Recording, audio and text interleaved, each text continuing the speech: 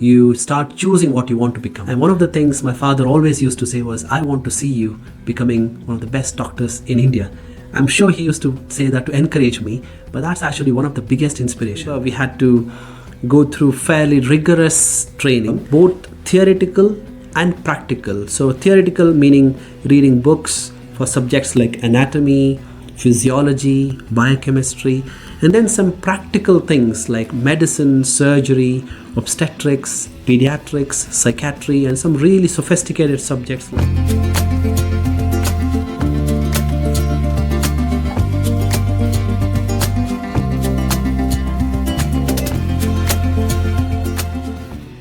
Welcome to Faith and Discipline podcast.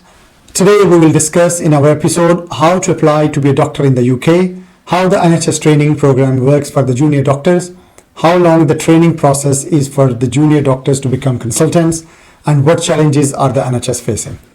Welcome Dr. Basharat Mahdi to Faith and Discipline podcast.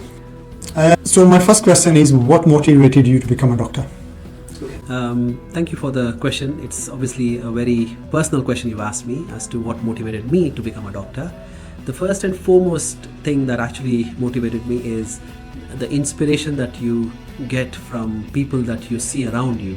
And I still remember when I started doing my pre-university college, which is part of your education in India, you start choosing what you want to become. And one of the things my father always used to say was, I want to see you becoming one of the best doctors in India. I'm sure he used to say that to encourage me, but that's actually one of the biggest inspiration. Secondly, I think we all know doctor's profession is a very noble profession. No matter where you go in the world, a doctor is somebody who is well respected, who is actually looked up by a lot of people, and you get a sense of satisfaction when you start treating patients. So to me, even as a child, I still remember that I wanted to be helpful, I wanted to cure people, and I wanted to get that inspiration from my father, who actually also contributed a lot towards me becoming a doctor. These are some simple reasons why when I was a child and when I didn't have that much of knowledge around me, these were the simple things that actually inspired me to take up medicine as my profession in the longer run. Okay. So when you decided to become a doctor, would you like to tell us and go through the journey to become a doctor? Apart from being motivated and also getting inspired to become a doctor, there are a few basic things that you've got to do. The first and foremost, especially in our Indian system of medicine or Indian system of education, is to get through what we call as pre-university college education. Once you've done that, you choose medicine or you choose to apply for a medicine in an entrance exam.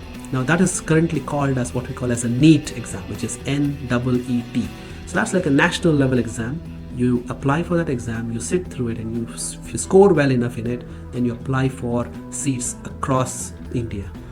Once you've taken up medicine, of course, that's a course which is usually 4.5 years of studying medicine, plus 1 year of internship, and now more compulsorily is 1 year of rural service.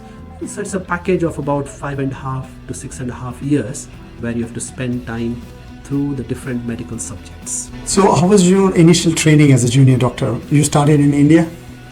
Yeah. So of course you're going back a long time ago. So I'll try and recall what I can, but I still remember we had to go through fairly rigorous training, both theoretical and practical. So theoretical meaning reading books for subjects like anatomy, physiology, biochemistry, and then some practical things like medicine, surgery, obstetrics, pediatrics, psychiatry, and some really sophisticated subjects like neurosurgery, orthopedics, plastic surgery, so various other subjects that you had to go through the training. So there is some theoretical knowledge that you need to base upon, and there's some practical skills that you need to develop on those theory that you've learned.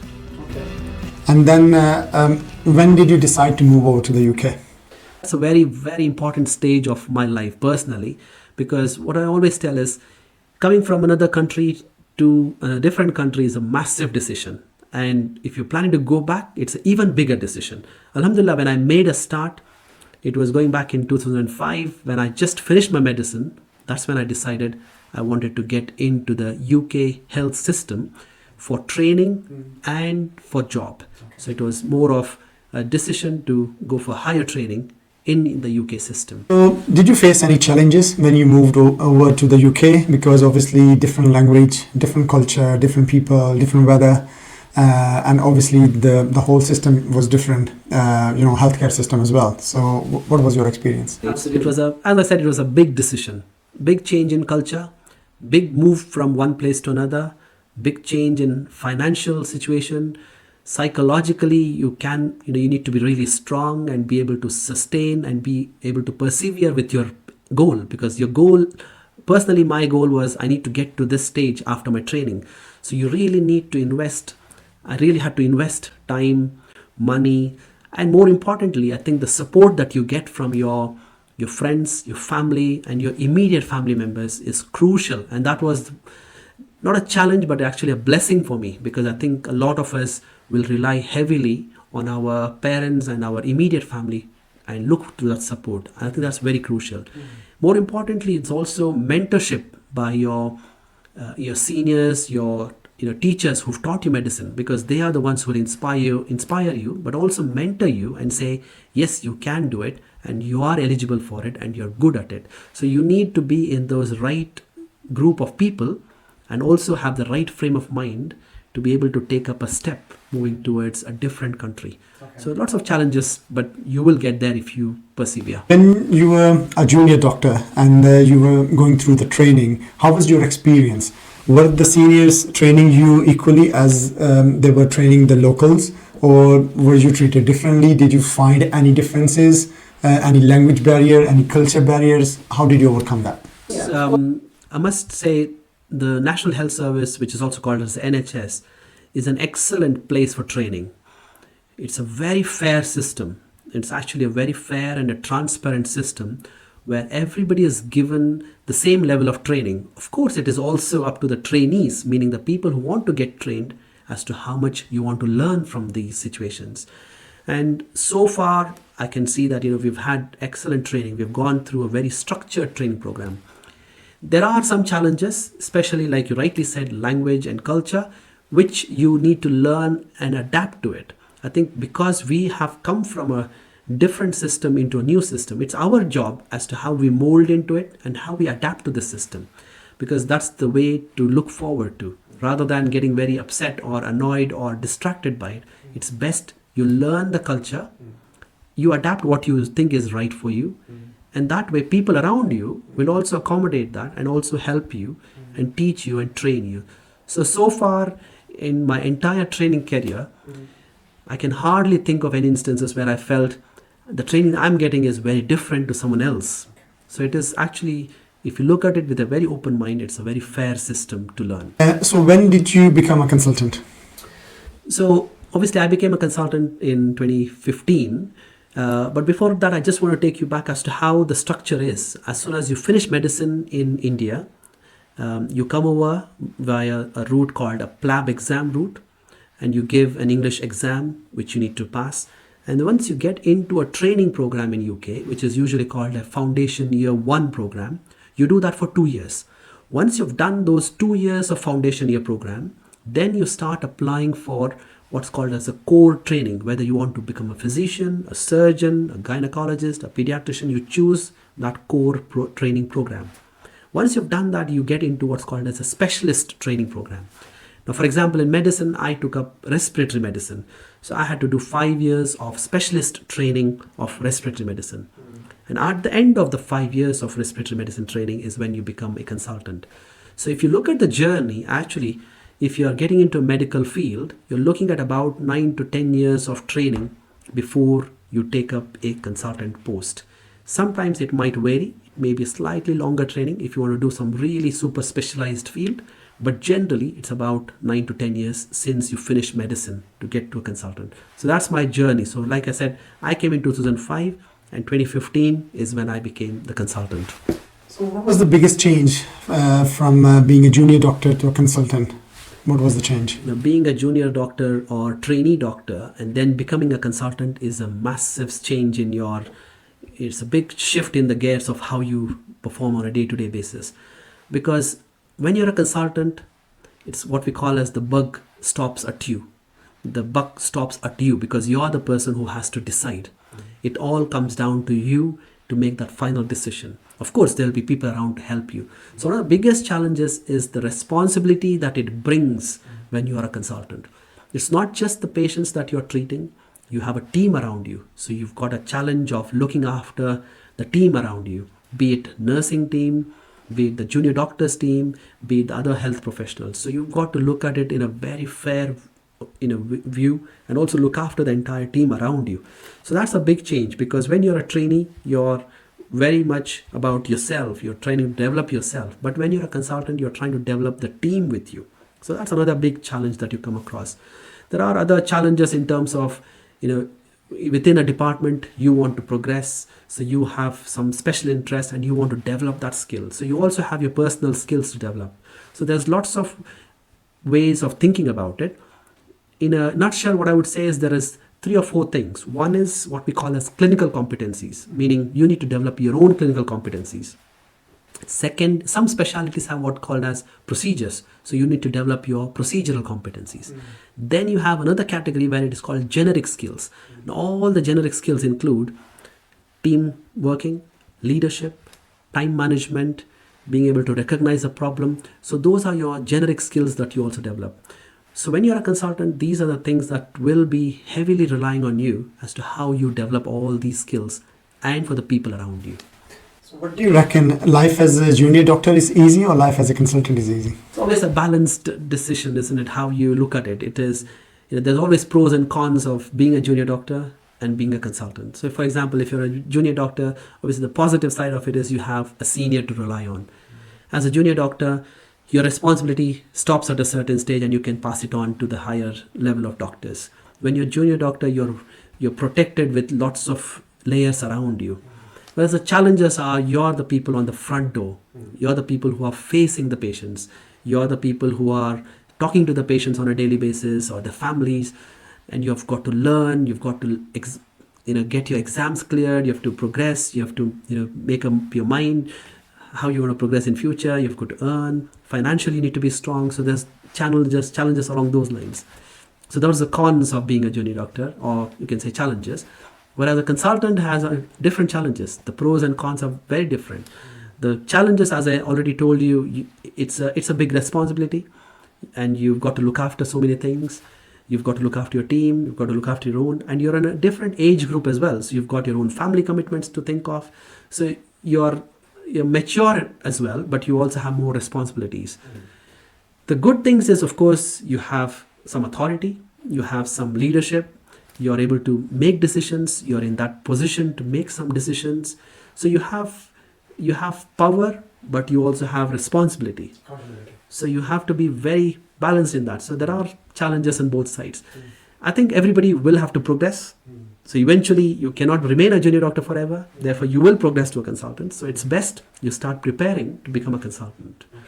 Of course, a consultant doesn't become a junior doctor. They progress further. So that's how you need to look at it, to say responsibilities shift as you progress. What specialty did you pick and why did you choose to become a respiratory consultant? When I was doing my training, that's when I actually was doing respiratory medicine as one of my rotations. So that's when I really got interested. Interestingly, I'm sure if any of the junior doctors are watching this video will tell you, when anybody rotates through different specialties, everything looks appealing. Be it respiratory, cardiology, or gastroenterology, or orthopedics, or surgery, everything looks interesting. But at some point, there is usually a light bulb moment, we'll call it as, where it clicks and says, this is what I want to do in future. And when I did respiratory medicine, that's what clicked to me. When I had a very good mentor, and I thought, this is what I want to do in future, because I just saw there was mixture of so many things that she was treating, and I thought there's lots to learn in this field, and I want to progress in this field. So that's when I decided to take respiratory medicine. And then I came across quite a few people who I worked with, quite high-profile professors and who are academics, and I really was inspired how they were viewing academics and putting that in patient care. So that's how my journey into respiratory medicine progressed. And so far, I've thoroughly enjoyed my respiratory medicine. And of course, none of the talks will be complete without including COVID, because it's become one of those journeys in all our lives which we will never forget. And to be honest, respiratory medicine was probably the biggest specialty that got heavily involved in treating COVID patients, because we knew COVID was predominantly a respiratory problem. And that's actually a lot of sense of satisfaction that we could make a difference as a respiratory specialist in this hugely devastating pandemic that I think has opened up eyes for all of us. So that's an inspiration and also a view to progress further. So what are the challenges in the NHS? Because doctors, they are complaining they are not getting paid enough. There's long waiting list, and then there is a shortage of manpower. So in your observation, what are the biggest challenges? I think the biggest challenge is medicine is getting difficult.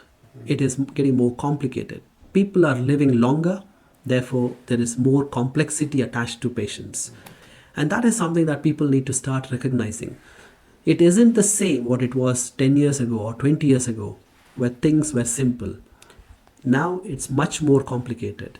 And therefore it takes more time to see these patients. And therefore, automatically, no matter how differently you'll start working, you still need a basic amount of manpower.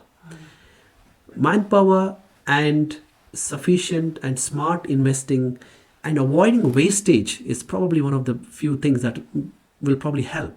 There is still a lot of wastage in National Health Service.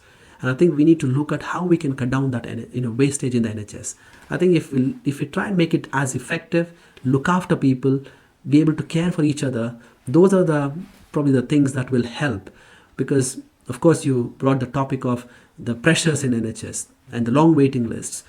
No doubt, there is long waiting lists. But also what we need to recognize is NHS is actually one of the best systems in the world, which is free of cost and at a very good level of care. So we've got to appreciate it and look after it and nurture it. That's well said. But there is like primary care and secondary care, because this program will be helpful for those people who are watching us outside the UK and they are not aware of this system. So would you tell them or tell the audience of this program what is primary care and what is secondary care, and are they working in coordination? Very good question, because I think that's a fundamental concept of NHS. The way it's worked is primary care is what we call as family physicians back home in our country. So these are people or doctors who actually manage in the community. So there are various small, what we call as practices or surgeries, or shall we say clinics in the community, which is managed by primary care physicians. And they, to be honest, manage a lot of common day-to-day conditions. And once they have reached that threshold where they need to refer this patient for a specialist opinion, that's when they refer to the local hospital. And the local hospitals is what we call as the secondary care. And there are over 200 what we call as secondary care trusts in the UK, and there are probably thousands of primary care clinics or what we call as practices or surgeries in UK. So the secondary care is nothing but the specialist hospitals, or what we call as tertiary hospitals or super specialist hospitals, where there is inpatient care, there is inpatient procedures, and there is specialist care. Whereas the primary care is predominantly for day-to-day issues and able to manage only on an outpatient basis. So that's the two big systems that we have, or two big care centers we have in UK. And the other part of the question that you asked me, is there coordination? There's a clear pathway of coordination between the two. Majority of the times, the primary care and secondary care talk with each other. Now they talk through referrals, online, sometimes direct conversations. So there is a good communication pathways between the primary care and secondary care. Of course, there are challenges and sometimes there are loopholes, and there is still room for improvement, but there is a good coordination between primary care and the secondary care. I'm sure, viewers found it very useful. You have drawn a rosy picture of the system. But obviously there are challenges where people are complaining, and the general public, they can't get to see the GP because there's a long wait time. Some of them, they have to wait for a week to see a GP. So that's the issues with the primary care. With the secondary care is the long waiting list. If someone wants to get something, one of the diseases diagnosed, they might have to wait 3 months, which is obviously a long time. So these are the issues, people need to be aware of at the same time. Absolutely. Yeah. Like I said, there are challenges. There's a system in place, but there is a lot of pressure on the system. And I think part of it is obviously aging population, increasing number of diseases, COVID pandemic causing a huge impact on the system. And generally, the policies and the government policies do have an impact on these things. So there are certainly challenges. I won't say it's all 100% perfect. But if we want to run a system, we've got to work together. The only way we can do it is collaborative. And how do we make this sustainable? That's the main thing, how to carry on with this system. And for those who want to apply from abroad in the NHS as a doctor, what is the procedure? So like I said, so once you've done the medicine in India, what you can do is, yes, you have to take the English exam and give your PLAB exam, and then you apply for the GMC registration, and then you apply for the jobs. That's simple, and that's probably the recommended way of applying for jobs in UK. Because the reason I say that is because you're young, you're passionate, you're enthusiastic as soon as you finish medicine to crack on with it. Some people apply at a later stage after they've done some training in India, and also that's also a desirable route, but that's mainly for people who are coming for specialist training to UK. But if you're really keen, I think the best time to do it is straight away after your medicine. That's probably the ideal time, because you still have time on your side, you still have age on your side, and you still can explore the options and progress further. So that's basic way of looking at it. So PLABS exam and GMC registration. But some of the doctors, they do the clinical fellowship and that type of route as well. So would you say a few words on that? Yeah, so if you have done medicine in India and then you've done some specialization, the other route to come through is what we call as, very rightly like you said, clinical fellowship scheme. Now, clinical fellowship scheme is for people who have some experience already, in Indian setup. So what they can do is use that experience and apply to a center where you can get higher training. Of course, you are employed as a non-training doctor. The important thing to remember, which I'm sure most of them know, is whilst you're training, even if it is a non-training post, you're still doing a job with it. So you're actually making some income out of it. So you should be able to sustain yourself along with training and doing the job. So that's usually for people who have done some training, and fellowship jobs are better for them, as opposed to starting the foundation year training, which is good for the freshers, because foundation year training is very basic training and it is few steps backward for people who've already specialized. So you need to think what stage you're coming and then seek that right advice, and then jump into either foundation year program training or into the fellowship training program. NHS has been in the media for the right reasons. Few years back when there was a COVID pandemic, and then everyone was praising NHS's role. But nowadays, unfortunately, is in the media again for some wrong reasons. What is your experience so far? Because you've been a junior doctor, then to move to a consultant, and now obviously you are training junior male and female doctors. So how was your experience? Yeah, I mean, you can look at it again in a very positive and a negative way. Okay, so the positives is certainly there is a structure to training. Okay, that's important to remember. Not many countries have that kind of a structured training program. The key with getting into NHS is getting into a training post. That's my first advice to people who are thinking of joining NHS. Things have got challenging even in the training program, because lots of complexities, there is various fields to choose. So trainees get very confused when they are in the training as to what do I want to do in future. There are better opportunities that are coming out from within the UK, outside UK, so people are getting a bit more opportunities and exposure. So that's a challenge to actually sit down and think, what is it that you want? Ultimately, it's what you want to do in future. It is a challenge because when you're training, like I already told you, people see lots of things. Some people are very determined as to what they want to do in future. Some people cannot make up their mind. And I think that's where you need to seek some help, seek the mentorship of seniors, and explore the options before you step into it. That's important thing. The exams have become difficult because it needs to meet some standards. And then add to the exams, the financial constraints with the exams have also added to the problem. So people have to spend a lot of money to get through the exams. People have to spend a lot of money to do some courses for the exams. So all those are challenges that have built over time. Now, of course, that has led to a very difficult situation currently with, I'm sure you'll come to the topic of people striking, because all these things over a period of time, I think, have added up and made it very difficult for the junior doctors and for the senior doctors to sustain the current cost of living and be able to train and be able to pass the exams and do various courses, because it's become very competitive.